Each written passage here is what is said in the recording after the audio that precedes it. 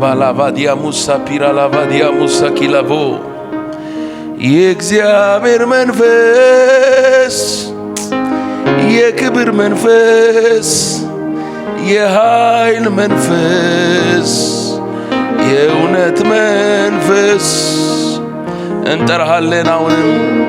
አሁንም እንራባሃለን፣ አሁንም እንፈልግሃለን፣ አሁንም እንጠማሃለን፣ አሁንም እንራባሃለን፣ አሁንም እናፍቅሃለን። ማላቫዲያ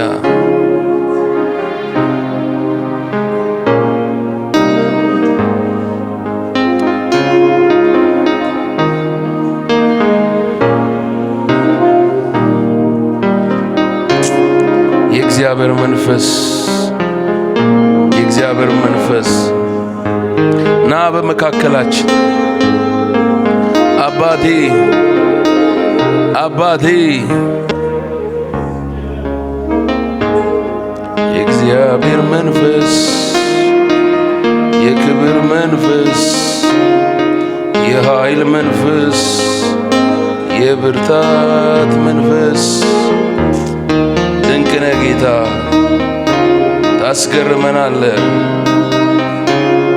ታስገርመናለህ፣ ታስደንቀናለህ። እግዚአብሔር መንፈስ ሆይ በመካከላችን እንደወደድክ ለፍ፣ እንደፈቀድክ ስራ። የመከለክል ነገር አይኖር። እያንዳንዳችንን በመለወጥ እንድታልፍ ዛሬ መንፈስ ቅዱስ እንደለመንኩ እንድታረጋ ምናለው። የመታደስ ምሽት እንዲሆንልን ጸልያለሁ። የጉብኝት ምሽት እንዲሆንልን ጸልያለሁ። በኢየሱስ ስም የጉብኝት ምሽት ይሆንልን። በጌታ በኢየሱስ ስም የጉብኝት ምሽት ይሆን። ላቫዲያሙስ ሰፒር ለቤዲያሙስ ሰፒር እኔ ያውቀው የለሞይ ያደረገልኝን ከጨለማ አውጥቶ ቀን ያወጣልኝን የምን ቁጠባ ነው? ምንድነው ዝምታ? ምስጋና ይድረሰው ለሰራዊት ጌታ እኔ ያውቀው የለም ያደረገልኝን ከጨለማ አውጥቶ ቀን ያወጣልኝን የምን ቁጠባ ነው? ምንድነው ዝምታ? ምስጋና ይድረሰው ለሰራዊት ጌታ አይገርምም ወይ? አይገርምም ወይ? አይገርምም ወይ? አይገርምም ወይ? አይደንቅም ወይ? አይደንቅም ወይ? አይደንቅም ወይ? አይደንቅም ወይ? አይገርምም ወይ? አይገርምም ወይ? አይገርምም ወይ? አይገርምም ወይ?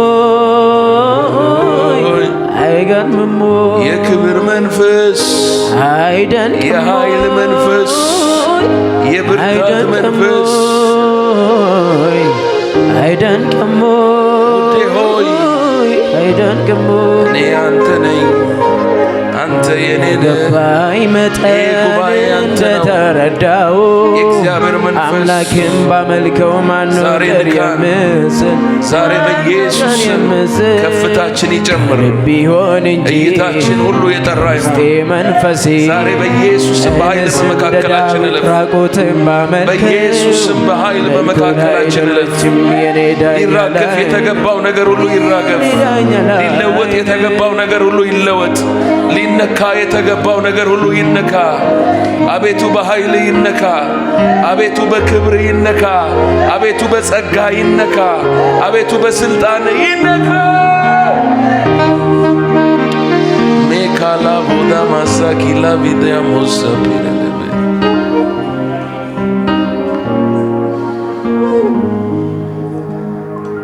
ዛሬ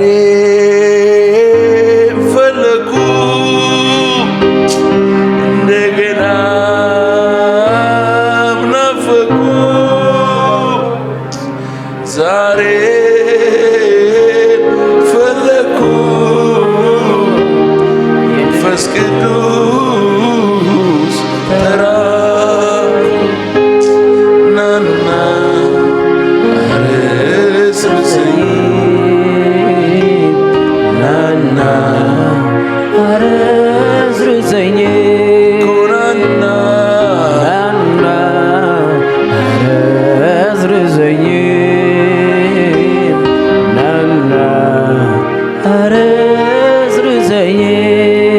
ፈውሰን፣ ለውጠን፣ ቀይረን።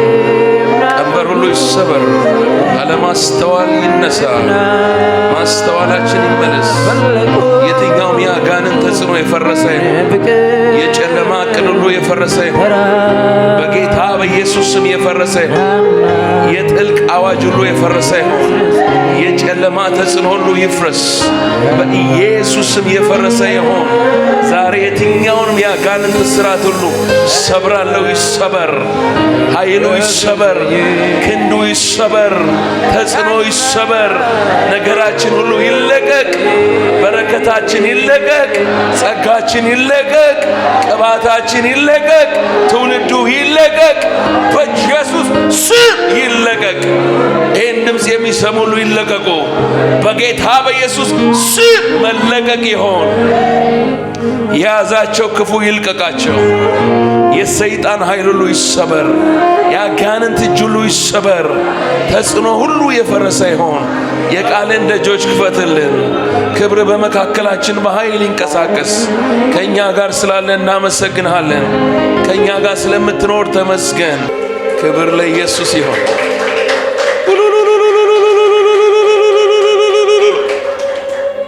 ሃሌሉያ። ክብር ለመንፈስ ቅዱስ ይሆን። አሜን። ለእግዚአብሔር ቃል ክብር። በእግሮቻችን ቆመን ትንቢተ ሕዝቅኤል ምዕራፍ 47 ላይ እናውጣና እናነባለን። ትንቢተ ሕዝቅኤል ምዕራፍ 47 ከቁጥር 1 ጀምሮ እስከ 12 እናነባለን። ሃሌሉያ። ትንቢተ ሕዝቅኤል ምዕራፍ 47 ከቁጥር 1 እስከ 12 እንደዚህ ይላል። ከቁጥር 1 ጀምሮ አነበዋለሁ። ትንቢተ ሕዝቅኤል ምዕራፍ 47 ከቁጥር 1 እስከ 12 ወደ መቅደሱም መዝጊያ መለሰኝ፣ እነሆም ውሃ ከቤቱ መድረክ በታች ወደ ምስራቅ ይወጣ ነበር። የቤቱን ፊት ወደ ምስራቅ ይመለከት ነበርና ውሃውም ከመቅደሱ ከቤቱ ቀኝ ወገን በታች በመሰዊያው በደቡብ በኩል ይወርድ ነበር።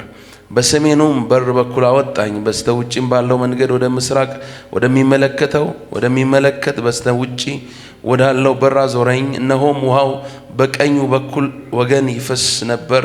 ሰውየውም ገመዱን በእጁ ይዞ ወደ ምስራቅ ወጣ፣ 1000 ክንድ ለካ፣ በውሃውም ውስጥ አሻገረኝ።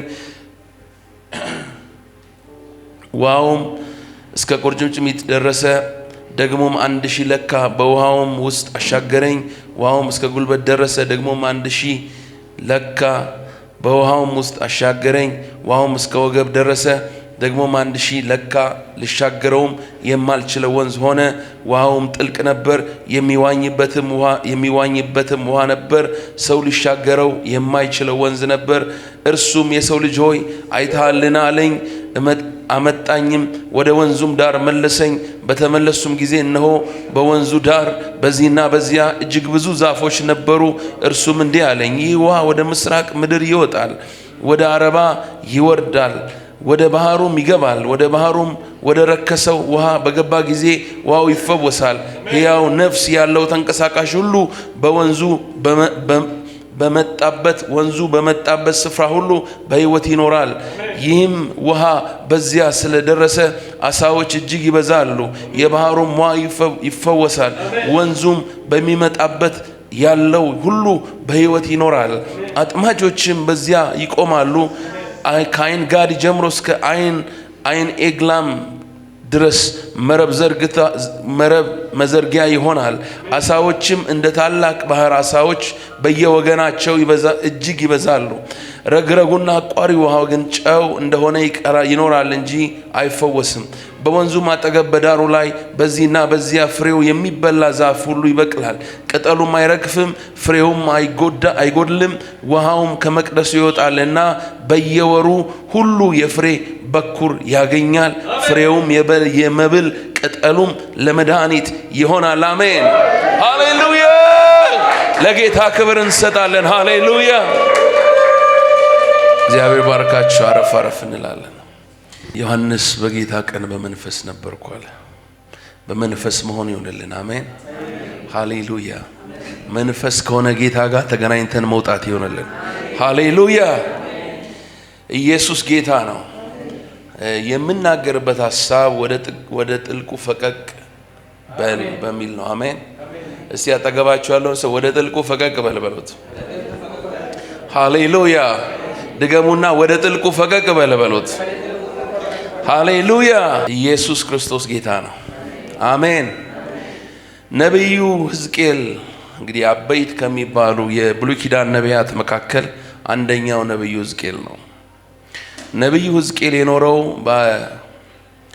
በእስራኤላውያን በጣም አጣብቂኝ አስቸጋሪ በሆነ በጣም ክፉ በሚባል ዘመን ኃይል ነገስታት እርስ በርሳቸው ትልልቅ ኃያላን ነገስታት በሚፎካከሩበት ዘመን ደግሞም ብዙዎችን እያስገበሩ ግዛታቸውን እያሰፉ የሚፈልጉትን በሚያደርጉበት ዘመን ነው ሕዝቅኤል ያገለገለው የኖረው እና የአሦራውያን እንግዲህ ግዛት በምድር ሁሉ ብዙ ኤሪያዎችን ሸፍኖ ይገዛ እንደነበረ ይታመናልና ነገር ግን በኋላ በባቢሎናውያን በደረሰባቸው ውጊያ ወይም ደግሞ በደረሰባቸው መደምሰስ ምክንያት የባቢሎን መንግስት ጥቃት አድርሶባቸው የሶራውያን መንግስት ስለፈረሰ የባቢሎን መንግስት በምድር ላይ እየገነነ ሄደ ማለት ነው እና እንደምታውቁት መጽሐፍ ቅዱሳችሁ ላይ ንጉስ ናቡከደነጾር የባቢሎንን ግዛት እያስፋፋ እስራኤላውያንን ጨምሮ ያስገብርና ይገዛ ጀመር። እንግዲህ እስራኤላውያን መጀመሪያ 10 ነገስታት በሶርያውያን እንደተማረኩ ይታወቃል። ከዛ በኋላ ግን ናቡከደነጾር ወደ እስራኤል ገብቶ በ586 አክቹሊ አካባቢ ነው በዛ ገደማ መቅደሱን ሁሉ እንዳቃጠለና ኢየሩሳሌምን እንዳፈረሳት ደግሞም ምርኮ አርጎ ህዝቡን እንደወሰደ ወደ ባቢሎን መጽሐፍ ቅዱሳችን ይነግረናል። እና የሕዝቅኤል ወይም ደግሞ ነብዩ ሕዝቅኤል ናቡከደነጾር ከይሁዳ ወደ ባቢሎን ምርኮ የወሰዳቸው ወይም ከወሰዳቸው ሰዎች ናቡከደነጾር ካፈለሳቸው አይሁድ መካከል አንዱ እንደሆነ ይታመናል። በ597 ዓመተ ዓለም ከክርስቶስ ልደት በፊት ማለት ነው። እንግዲህ ሕዝቅኤል ነብይ ነው። ሜጀር ወይም ደግሞ አበይት ከሚባሉት ነቢያት መካከል አንዱ ነው። ገና ምዕራፍ 1 ላይ እንደምናነበው እኔም የእግዚአብሔር ራእይ አየው ይላል። ቁጥር 3 ላይ የእግዚአብሔር እጅ በእርሱ ላይ ነበረች ይላል። ስለዚህ የእግዚአብሔር እጅ በላዩ ላይ እንደነበረች ደግሞም የእግዚአብሔር ራእይ እንዳየ ይናገራል። እና ሕዝቅኤል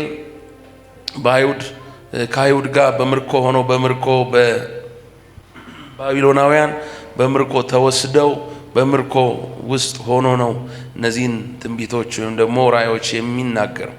እና በሕዝቅኤል መጽሐፍ ላይ በእስራኤላውያን እንዲሁም ደግሞ በዙሪያው ባሉ አሕዛብ ነገስታት ምድር ላይ አሕዛብ ላይ የሚመጣውን እግዚአብሔርን ፍርድ ያውጃል። ነገር ግን ይሄን ብቻ አይደለም። ሕዝቅኤል የሚያየው ራእይ ስለኛም ነው። አሜን። ክብር ለኢየሱስ ይሁን። ዛሬ እግዚአብሔር አይኖቻችን ይከፍታል። በኢየሱስ ስም አይኖቻችን ይከፈቱ። በጌታ በኢየሱስ ስም የተከፈተ ይሆን፣ የተከፈተ ይሆን። ክብር ለኢየሱስ ይሁን። እና የሕዝቅኤል ትንቢት እንግዲህ ከዛ ከነበረው ዘመን ያለፈ የተሻገረ ሃሌሉያ በዘላለም የእግዚአብሔር መንግስት ውስጥ እንዲሁም ደግሞ በሺው ዓመት መንግስት በአዲስ ኪዳንም ስለሚሆነው እግዚአብሔር አሻግሮ እግዚአብሔር አይኑን ከፍቶ አሳየው። ሃሌሉያ!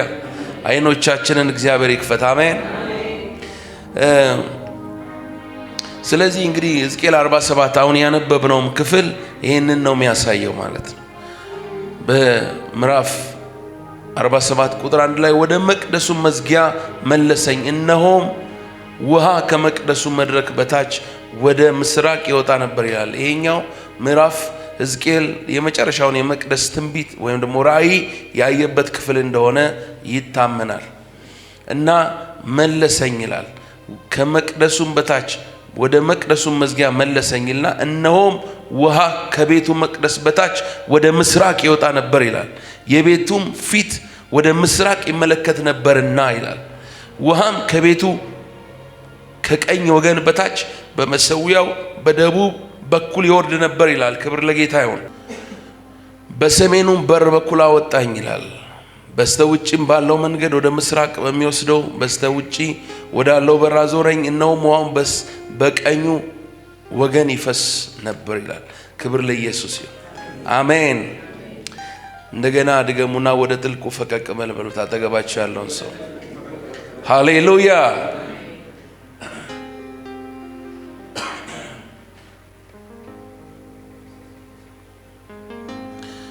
የሚገርም ራእይ ነው ሕዝቅኤል ያየው። አንደኛ መቅደሱን ይመለከታል። በእግዚአብሔር መቅደስ፣ ይሄ መቅደስ ሁለተኛው መቅደስ ወይም ደግሞ በኋላም ደግሞ አሻግሮ የሰማይቱ መቅደስ ምሳሌ የሆነውን ነው የሚመለከተው። እና መቅደሱን ይመለከታል። የእግዚአብሔር ዙፋን ያለበት ነው። የእግዚአብሔር ክብር ያለበት ነው። የእግዚአብሔር መገኘት ያለበት ስፍራ ነው።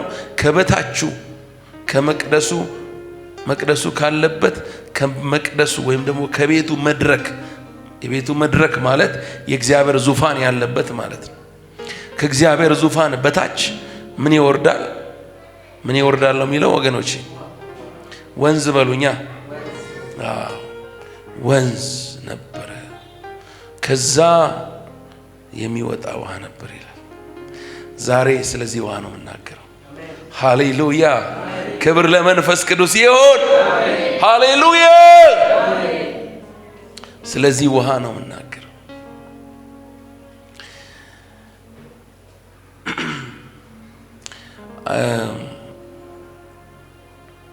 ስለዚህ ውሃ አንድ አራት ነገሮች እነግራቸዋለሁ፣ ግን ዛሬ አራቱንም መጨረስ ስለማልችል ሁለቱ ላይ ብቻ ፎከስ አድርጌ እናገራለሁ።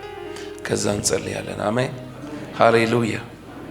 የመጀመሪያው ነገር ስለዚህ ውሃ ስንመለከት ይሄ ውሃ ምንጭ አለው። ይሄ ውሃ የሚመነጭበት ምንጭ አለ። ሃሌሉያ። ክብር ለእግዚአብሔር ይሁን። ይህን ስናገር በጣም ልቤ ደስታን ይሞላል። ሃሌሉያ። ውሃ ይሄ ወንዝ የሚመነጭበት ስፍራ የእግዚአብሔር የራሱ ዙፋን ነው። ሃሌሉያ። የአብ ዙፋን ነው። ሃሌሉያ። የእግዚአብሔር ዙፋን ነው። ሃሌሉያ። ከእግዚአብሔር ዙፋን ነው የሚመነጨው የውሃ ምንጩ ራሱ እግዚአብሔር ነው። ምንጩ ራሱ አብ ነው። ክብር ለኢየሱስ ይሁን። የዚህ ወንዝ ምንጭ አብ ነው። የዚህ ወንዝ ምንጭ ባለቤት አብ ራሱ ነው። ክብር ለመንፈስ ቅዱስ ይሁን። ሃሌሉያ። የሚመነጭ ነው ይሄ ወንዝ፣ ደግሞ ምንጩ አብ ነው። እግዚአብሔር አብ ነው። አሜን። ሃሌሉያ። ወገኖቼ የክርስትና ሕይወት እጅግ በጣም የከበረና ብቸኛ ነው። ኢየሱስ ብቸኛ ስለሆነ ብቸኛ ሕይወት ያደርገዋል። የከበረ ስለሆነ የከበረ ሕይወት ያደርገዋል። ሃሌሉያ። አሸናፊ የበላይ ስለሆነ የበላይ ያደርገዋል። አሜን። ሃሌሉያ። ዛሬ እግዚአብሔር አይኖቻችሁን ይከፍታል። ለሰይጣን ለጨለማው ዓለም ራስ ምታት ያደርገናል። ክብር ለጌታ ይሁን። አሜን። ሃሌሉያ። እና ሕዝቅኤል ያንን ራእይ ሲመለከት ከመቅደሱ ውስጥ ነው የሚወጣው። ኬት ስፔሲፊክሊ ሲመለከት ከመድረኩ ነው። መድረኩ ደግሞ እግዚአብሔር ዙፋን ያለበት ነው። ሃሌሉያ። ከዙፋኑ ውስጥ ነው የሚመነጨው። ወንዝ ነው የሚመለከተው። ሃሌሉያ። ወገኖቼ ጌታችን እና መድኃኒታችን ኢየሱስ ክርስቶስ በዮሐንስ ወንጌል ምዕራፍ 14 ቁጥር 26 ላይ ሲነግረን አብ በስሜ የሚልከው ግን ይላል መንፈስ ቅዱስ የሆነ አጽናኙ እርሱ ሁሉን ያስተምራቸዋል፣ እኔ የምነግራችሁ ሁሉ ያሳስባችኋል። ክብር ለኢየሱስ ይሁን። አብ በስሜ የሚልከው ከአብ የሚመጣው ሃሌሉያ፣ ከአብ የሚሰርጸው መንፈስ ቅዱስ ሃሌሉያ። ይህ ወንዝ የእሱ ምሳሌ ነው። አሜን። ከመንፈስ ቅዱስ መገለጫዎች ውስጥ አንዱ ወንዝ ነው። ትንሽ ቀጥሎ እንመለከታለን። ወገኖቼ ዛሬ ያለን ክርስቲያኖች ለምንድነው ህይወታችን ብርቱ ያልሆነው? ለምንድነው ህይወታችን ስታግናንት የሆነው? አንድ ቦታ የቆመ የሚመስለው? ለምንድነው እድገት የማይታይብን?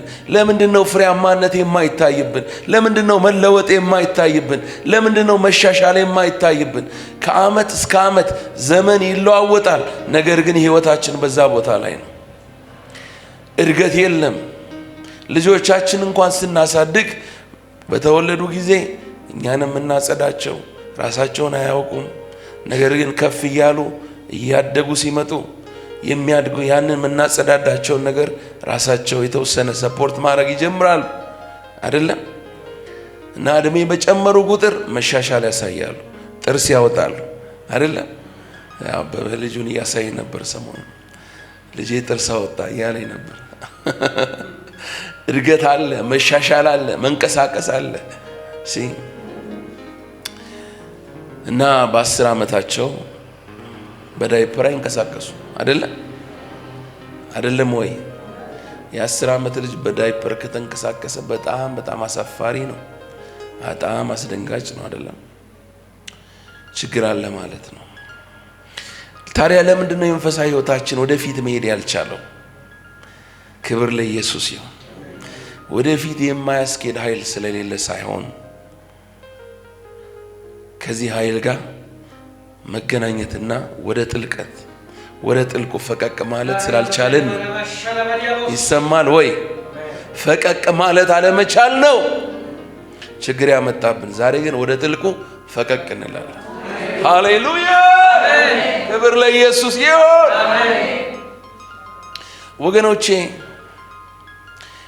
መጽሐፍ ቅዱሳችን እግዚአብሔር ከሰጠን ዋና ተስፋ መካከል ዋናው ተስፋ እንዲሁም ጌታ ኢየሱስ ተስፋ ያለ የሚነግራቸው በተደጋጋሚ የመንፈስ ቅዱስን ስጦታ ነው። አሜን። እንግዲህ ምን ማለት ነው? ጌታ ኢየሱስ እኔ ብሄድ ይሻላል እስኪል ድረስ የተናገረው እኔ ብሄድ ይሻላችኋል፣ እኔ ካልሄድኩ እሱን አልልከውም፣ እሱ ደግሞ ለእናንተ ይሻላችኋል። ክብር ለኢየሱስ ይሁን። ኧረ ይሻለኛል፣ ይሻለኛል በሉ ሲጮና ሃሌሉያ! ክብር ለጌታ ይሁን። ሁሉን ነገር ሊነግራቸው አልቻለም ጌታ። ግን መንፈስ ቅዱስ ሲመጣ እሱ በጊዜውና በሰዓቱ ሁሉን ነገር ይነግራቸዋል፣ ያስረዳቸዋል፣ ያስተምራቸዋል። ህይወት ምን እንደሆነ፣ ሰማይ ምን እንደሆነ፣ ክርስትና ምን እንደሆነ፣ ኢየሱስ ማን እንደሆነ ሁሉን ያስተምራቸዋል። ሃሌሉያ! ክብር ለመንፈስ ቅዱስ ይሁን። ስለዚህ ዛሬ እልፍ እንላለን፣ ፈቀቅ እንላለን። አሜን። በደንብ እንድሰሙኝ እፈልጋለሁ ወገኖቼ።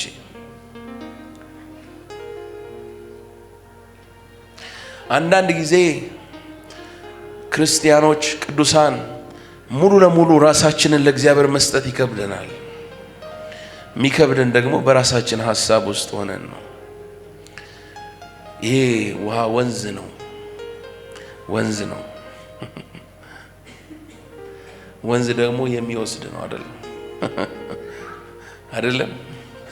እና አንዳንዴ በቃ ለቅቄ በቃ ይውሰደኝ ወይስ ምናምን እንላለን። እና አንድ እግራችን እዚህ አንድ እግራችን እዚያ ትንሽ ነከር እንደው ዛሬ ግን በኢየሱስ ስም ታምኖ መሰማራት ይሆናል። አሜን፣ ሃሌሉያ። ሙሉ ለሙሉ ታምነ ወንዝ ውስጥ ትገባለህ። ሃሌሉያ። ፈቀቅ እንላለን። አሜን። እስቲ ፈቀቅ እላለሁ በሉኝ። በኢየሱስ ስም ፈቀቅ ማለት ይሆንላችሁ። በኢየሱስ ስም ይሆንልን። አሜን። ወገኖቼ በጌታ እንድንታመን ያስፈልገናል። ይህንን ወደፊት እግዚአብሔር ይረዳናል፣ እንማራለን። ይህን ሐሳብ ሌላ ጊዜ አካፍላችኋለሁ። ነገር ግን ይሄ ወንዝ ወገኖቼ ሙሉ በሙሉ ታምነ እንድናሳፍርበት ይፈልጋል። አሜን። ስለዚህ ከሙከራ ህይወት ዛሬ ውጣ። አሜን። በደንብ ያዝ ለቀቅ ካለ ህይወት ውጣ። ታምነ ግባበት። ሃሌሉያ! ክብር ለኢየሱስ ይሁን። በጌታ ነገር ውስጥ ጠልቆ መግባት ይሁንልን። ፈቀቅ ብሎ መግባት ይሁንልን። ወደ ጠለቀ የጌታ ህብረት መግባት ይሁንልን። ወደ ጠለቀ የጸሎት ልምምድ መግባት ይሁንልን። ወደ ጠለቀ የጸጋ ልምምድ መግባት ይሁንልን። አሜን ይሁንልን። አሜን። ዛሬ መፈታት ይሆናል። ዛሬ መለወጥ ይሆናል። ጠላት ባስቀመጣችሁ ስፍራ አትቀመጡ። ዛሬ ልፍ ትላላችሁ። ዛሬ እግዚአብሔር ልፍ ያደርገናል። በሚዲያ ለምትከታተሉ እልፍ ማለት ይሆናል። መንፈስ ቅዱስ ወደ እናንተ ይመጣል። ከተያዝክበት እልፍ ብለህ መሄድ ይሆንልሃል። ፈቀቅ ማለት ይሆንልሻል። በኢየሱስ ስም ይሆንላችኋል።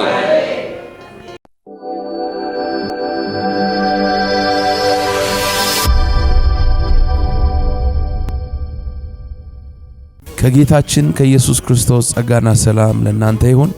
አንደኛ ዮሐንስ መልእክት ምዕራፍ 1 ቁጥር 7 እንዲህ ይላል፣ ነገር ግን እርሱ በብርሃን እንዳለ በብርሃን ብንመላለስ ለእያንዳንዳችን ኅብረት አለን፣ የልጁም የኢየሱስ ክርስቶስ ደም ከኃጢአት ሁሉ ያነጻል ይላል።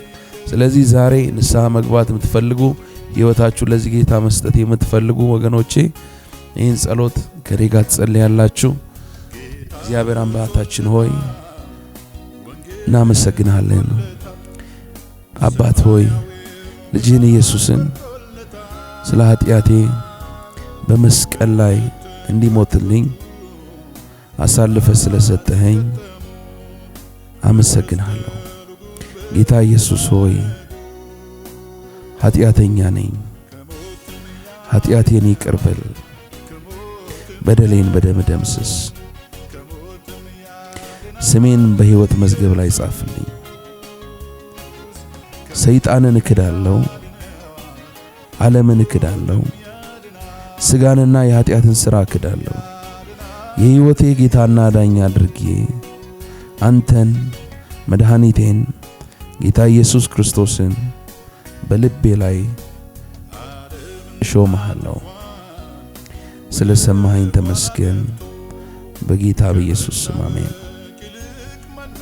እግዚአብሔር አምላክ ይባርካችሁ። ይህን ጸሎት ከኔ ጋር ከጸለያችሁ ለመጀመሪያ ጊዜ ጌታ ኢየሱስን የተቀበላችሁ ወገኖቼ አቅራቢያችሁ ባሉ ወንጌላውያን ቤተክርስቲያናት በመሄድ ጤናማ ቤተክርስቲያናት በመሄድ የእግዚአብሔርን ቃል እንድትማሩ መንፈሳዊ ሕይወታችሁ እንዲያድግ ደግሞ ክትል እንዲያረጉላችሁ እዛ ላሉ አገልጋዮች እንድትነግሯቸው በጌታ ፍቅር ልናበረታታችሁ እንፈልጋለን።